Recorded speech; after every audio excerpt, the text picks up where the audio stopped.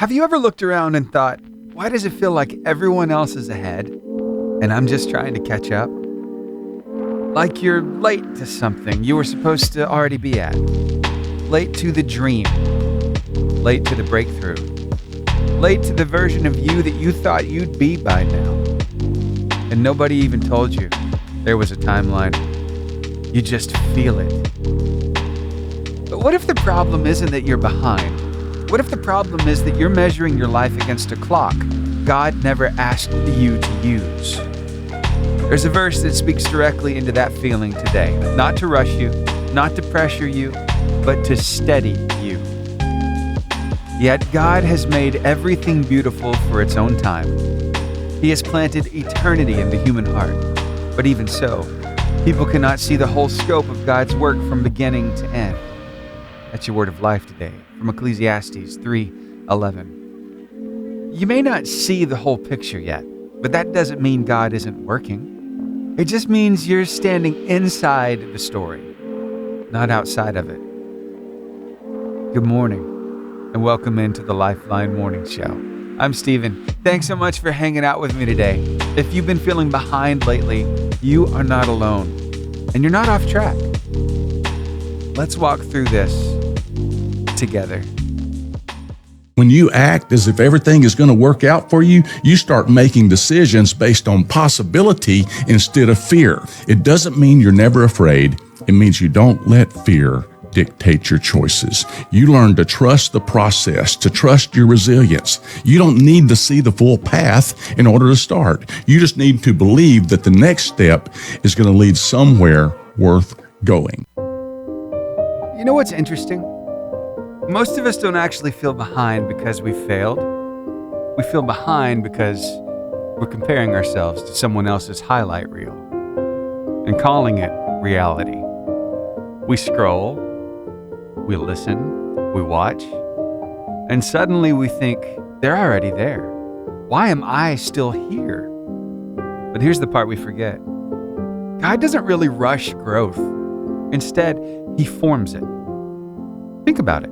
Nothing that lasts grows fast and grows deep at the same time. Roots take time. Healing takes time. Wisdom takes time. And the season that feels slow to you may actually be the season that's saving you. That verse from earlier, a word of life, it said, God makes everything beautiful in its time. Not your time, not their time, its time. Which means this: if it isn't beautiful yet, God isn't finished yet. And here's a freeing thought for today. You're not behind. No, you're being prepared. There are things you'd miss if you got where you wanted to go too soon. There are lessons you might never learn if God sped things up. So if today feels quieter or slower, maybe less impressive, that doesn't mean it's wasted. It may be holy ground in disguise. So don't be discouraged.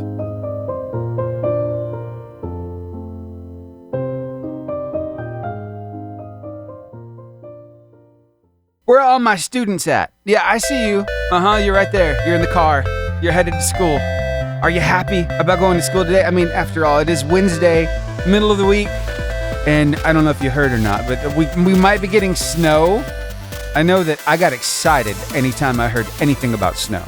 Yeah. Well, right now, I want to talk with you about something that you might be feeling right now. Yeah. Okay, so here's the deal. If you're heading into school this morning, and you know what?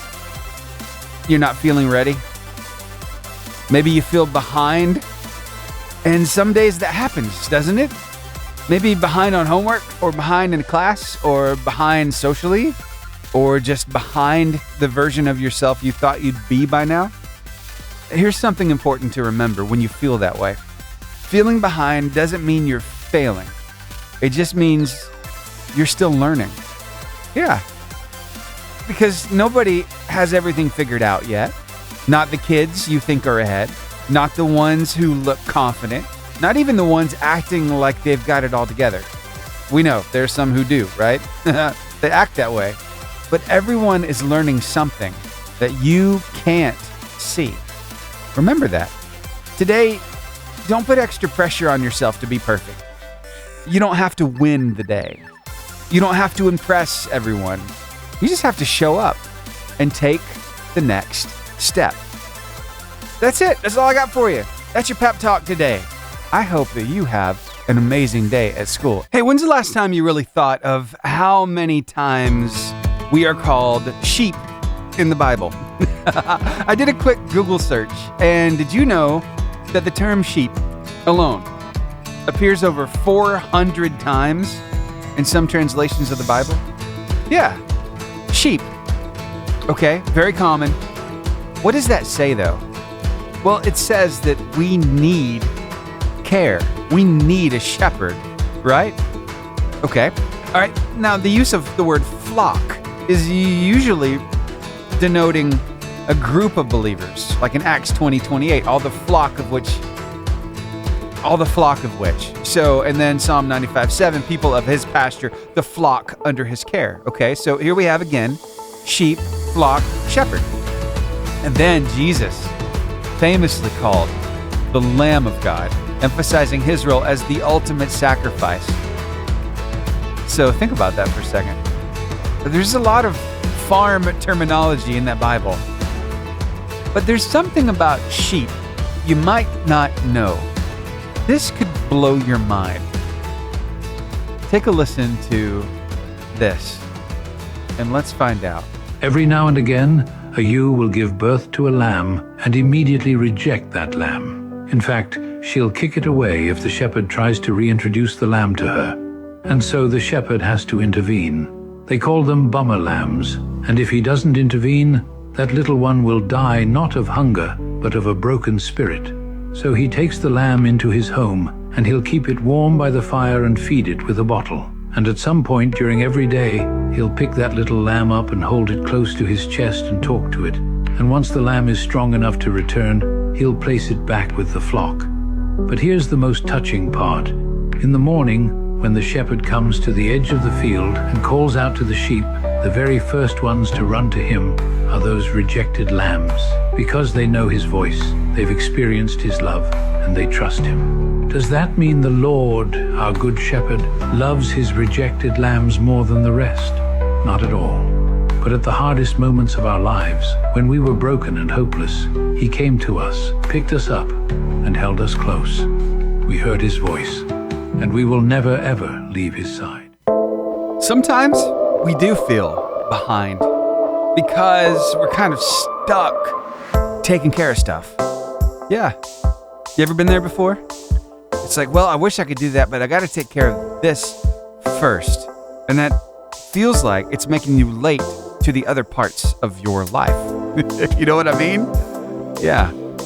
I can tell you, that's really how I felt. Me and my wife. Because we had plans to have kids pretty early on. I mean, we already had names picked out and everything. We waited 7 years after we got married to have Grace. 7 years. Why? We were waiting for just the perfect opportunity to be financially stable. And the whole time leading up to it was a roller coaster. Financially, I'd have a job and Cassie wouldn't have a great job, and then she'd have a great job and I wouldn't have a job, and it was just up and down, up and down. But you know what? There's something about that repetition that causes you to learn how to do it a little better every time. You know what I mean? Yeah. So that repetition of handling those situations that come at you. When you're able to kind of do it again, you can do it better the second time. And if you have to do it again, do it better the third time. So I guess in essence, what I'm getting at is that becomes a discipline. So many times discipline gets a bad rap because we use the word for correcting mistakes. Yeah, we do. Discipline could be a paddling at school. Do they do that anymore? It could be a switch or a slipper that your grandma is smacking you with when you need it. Been there before. How about you? It could be the belt. Oh man, that sucker hurts. I'm just saying. I remember it well. Anyway, But discipline isn't always about correction like that. Discipline is sometimes getting us to the point where we can handle things a little easier every time. Almost to the point of mastering that.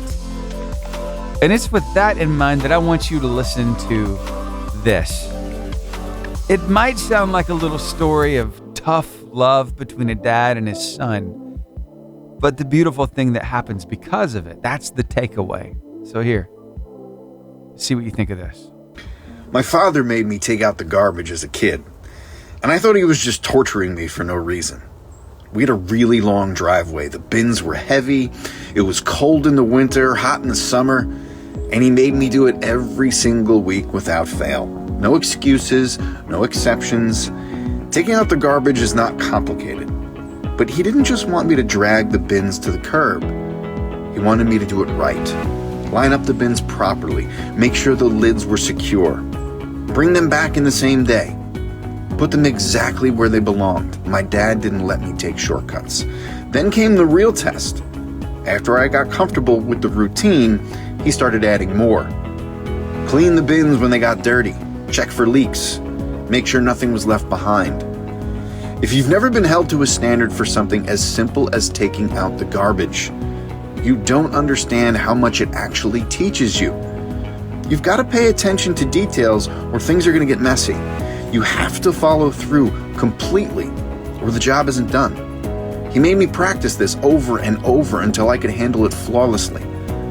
At the time, I couldn't really understand why he was pushing me so hard on something that seemed so insignificant. Years later, I realized what he was really teaching me. He wasn't just teaching me to take out the garbage. He was teaching me to finish what I started. He was showing me that when you do the small things with excellence, everything else becomes easier. Now, I'm confident tackling any responsibility in any situation because I learned discipline through the simplest tasks first. That discipline extends far beyond chores. When you train yourself to handle the more mundane things with care, the important things become automatic. Sometimes the best preparation is not learning what you need. It's learning way more than you think you'll ever need. Because when life throws you the unexpected, you are already going to have the discipline to handle it. And think of it, as you do the thing again and again, you'll learn how to do it better and better.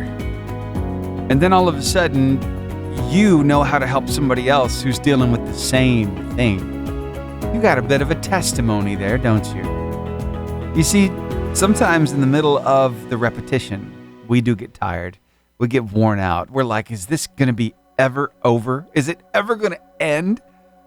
Yeah, it will. It's for a season. That might feel like a really long season, or it could be a really short season. But either way, you're becoming better. That's the takeaway. Discipline brings about a better you, even though it's not fun in the process. Maybe that's where you find yourself right now. Maybe you're in the process. You're like, I'm so tired of this. Well, look at it this way. What have you learned so far? And how can you handle the situation better this time? And each time it comes around, a little better, a little better, a little better, until finally it's not an issue anymore. That's where you want to get to. And that's where you can get to. So keep it up. Don't grow weary in well-doing. Take the next right step. Don't get discouraged. Hold your head high. Keep moving forward. You got this. Why? Because he's got you. One last thought before you go. If today you're reminded of what you haven't quite reached yet, that does not mean that you are late. It means you're still on the road. Growth isn't always visible in the moment. Most of it happens quietly, long before anything changes on the outside. So don't measure today by what moves fast. Measure it by what stays true. And that's enough for now. Thanks for spending part of your day with me. I'm Steven. This is a Lifeline Morning Show. We'll pick it up again tomorrow from 6 to 10 live If you'd like to join me live and you're listening to the podcast right now, that's 885jfm.com. Click the On Now button and press play. 6 to 10, Monday through Friday, Central Standard Time. And for those of you listening live right now, you can catch today's show in podcast form by noon on Spotify, Apple, iHeartRadio, Amazon Music, and YouTube Podcast. If you would, go share it with somebody who needs it today. While you're at it, subscribe. I would greatly appreciate it. All right. Thank you so much. Have a wonderful rest of your day.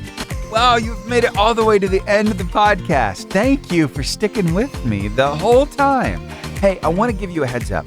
I can't play the music for you on the podcast because I get in trouble. But I've put together 2 resources for you in today's description.